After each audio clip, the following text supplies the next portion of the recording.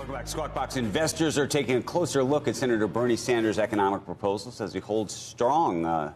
Current voter holds strong at the polls these days. At this week's debate, Sanders continued to hit the themes that have brought him a lot of support, but also a lot of controversy. I believe in democratic socialism for working people, not billionaires. Health care for all, educational opportunity for all. Okay, joining us right now for more on what the Bernie economy could look like, Ed Mills is here, Washington policy analyst Raymond James, and Sarah Bianchi is head of U.S. public policy and political strategy research at Evercore ISI. I'm going to start with you, Ed.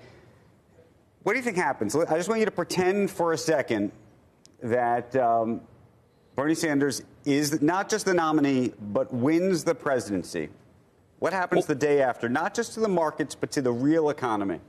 Yeah, I think the market is shocked. I go back to the day after the Trump election in 2016, and I walked into the morning meeting, and I said absolutely everything is in play, and almost everything that was going to get done was potentially positive for the stock market. And so what I'm looking at right now is that the stock market might be paying more attention to Bernie Sanders' economic policies, but they don't believe that he's going to win, and they don't believe that he's going to be enacted. So the day after the election, should he be president, it would be the opposite. There would be a concern that absolutely everything is in play. Obviously, not everything is going to be implemented, or nothing kind of in terms of the extreme are likely, but that uncertainty would absolutely be a wake-up call for the market and potentially have real impact on the economy. Sarah, what's your day after view? Well, the day after is certainly going to be surprising, but I think that the markets will quickly understand that really not everything is in play. I don't think it's very likely that a Sanders administration would enjoy the majorities in Congress that the Trump administration did. And so there's going to have to be compromise. And we've already seen the debate in the Democratic primary about Medicare for all. There really isn't the support for that. So I think that the market will have to quickly look through some of the campaign proposals and figure out what is actually going to happen. Right. I think really what Sanders would start with is what all the Democrats would start with, which is a big kind of green infrastructure-like package to really address climate change. That would be helpful or hurtful to the overall economy?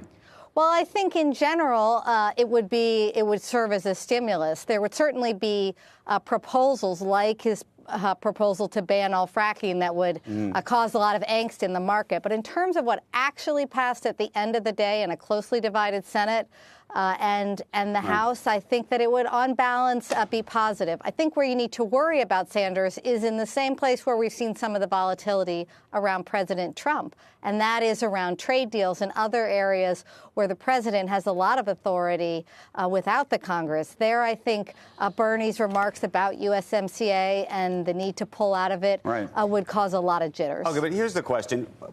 Assuming there's divided government, what can Bernie Sanders do as president through executive order, through the appointments of people in their roles as the head of SEC, FTC, various agencies? And how meaningful do you think that can be? Or is that just on the edges?